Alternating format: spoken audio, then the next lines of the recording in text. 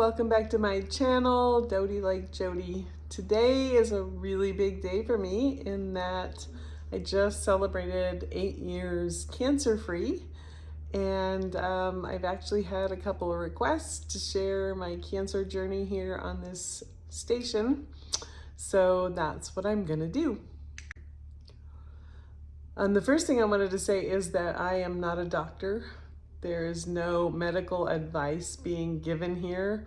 This is just the story of my cancer journey and what I went through.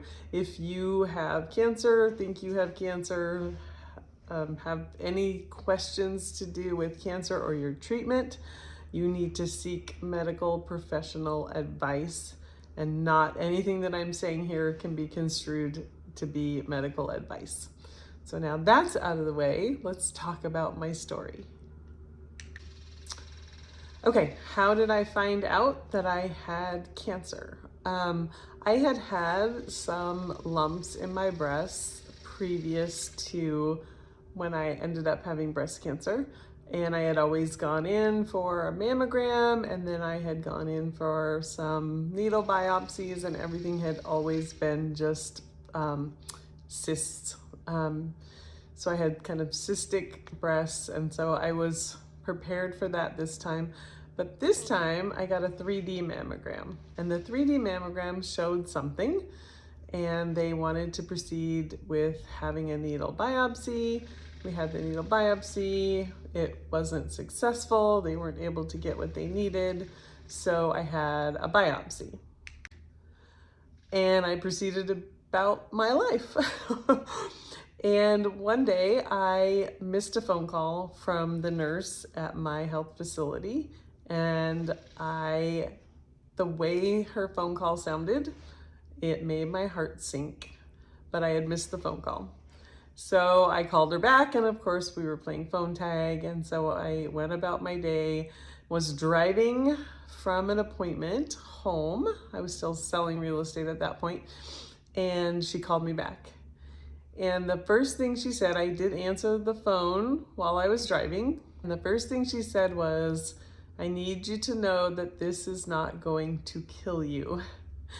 And I thought to myself right then, okay, should I pull my car over? Am I okay to drive?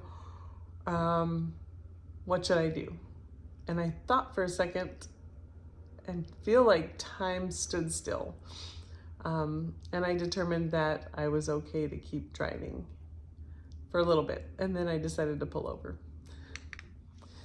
As she talked me through what I had, she said that I had ductal carcinoma in situ, which I knew nothing about, and went home with a plan to see the oncologist within a certain amount of days.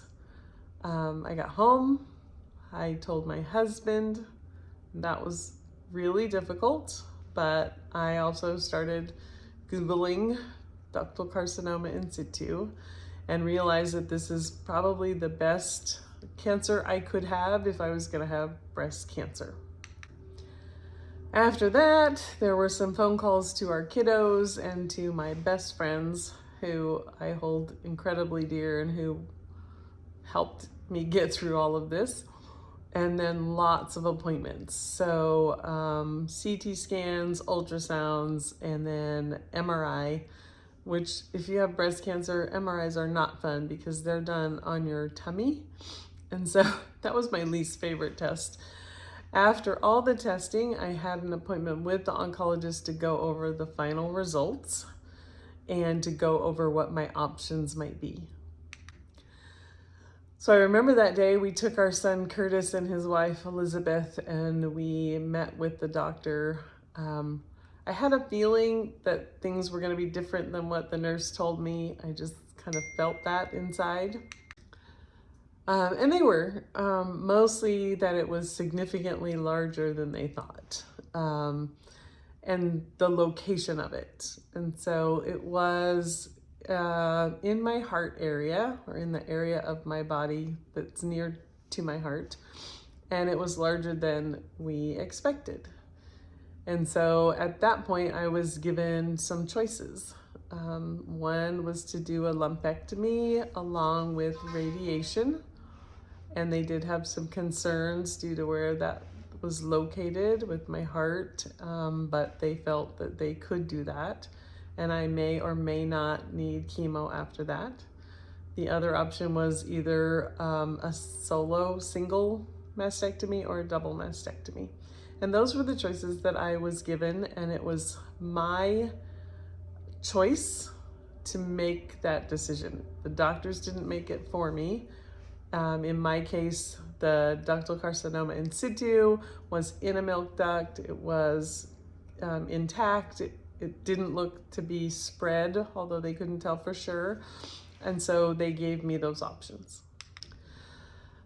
I then went home and did a lot of soul searching, praying, thinking, researching Google, down the Google stream, talking to lots of friends and family. And my family that know me and my friends that know me know that I am very black or white. I have very little gray in my life.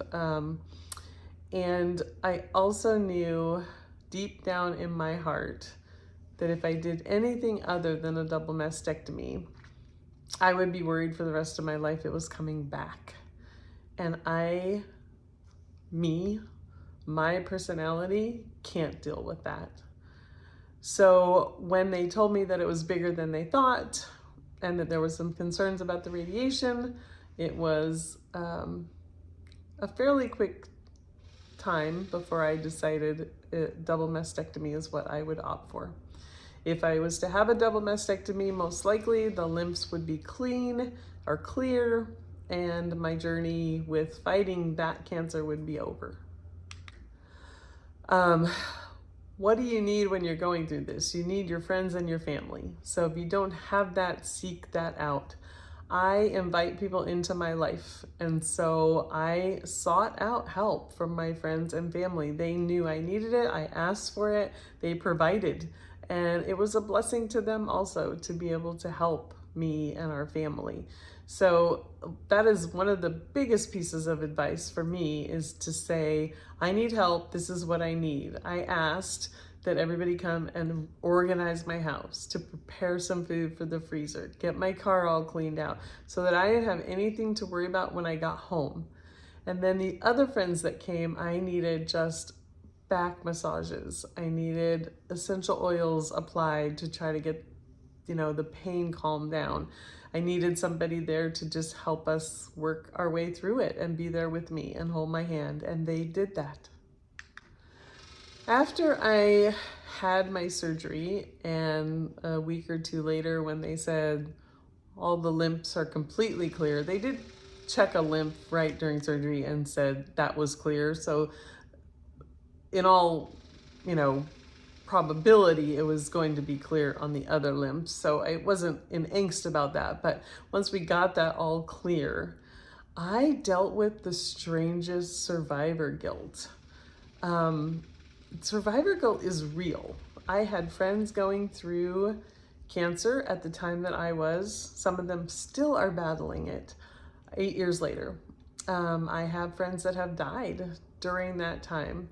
And I have friends that had to have radical treatment with chemotherapy and immunotherapy and radiation along with surgery. So much more than I ever did. And that just causes this strange type of survivor guilt. You kind of question why. Why did they catch mine so early? Why was I able to have, only a mastectomy and be okay? And I was grateful for all of that, hugely grateful. Yet inside you just have this strange, I didn't really go through cancer. All I did was have this, or why am I okay? So if you are going through this journey and you're a survivor of it, you will most likely feel some kind of strange survivor's guilt. I wish I could describe it. It's very difficult to describe, but it's there. I also did, even though I knew I'm black and white and I knew that I needed to make the decision that I did, right after the pain was so bad from the reconstruction along with the mastectomy, I really thought, why did I do this? Why did I not just do a lumpectomy and the radiation and chill out about what was to come in the future? But I just know myself, and it was just a phase I went through. At this point, 8 years later, I am so grateful that that's what I did, and I have had no real issues adjusting. So there's a lot of pain involved. There's pain when you get a diagnosis of cancer. There's pain in the decisions that have to be made. There's pain in the physical process of trying to fight it. There's pain in the acceptance. And the physical pain after the surgery was significant for me. I was on a lot of pain medicines, a lot of essential oils, massage. It was just very difficult and very humbling, having your husband help you take a shower and knowing what you've been through. It was a very, very humbling experience. My final thoughts, and the most important thing I think, first of all, is get a 3D mammogram. Pay the extra to get the 3D mammogram. And don't delay. Get it done. Just get it done. Get a baseline if you're just coming up on that 35, 40 years old. If you have any history of it, get it earlier. Then get them yearly and don't waste time. That's my first piece of advice. The second one is bring your family and your friends with you on your journey. Don't shut people out. Don't not tell them what you need. Bring them along. You're gonna need them.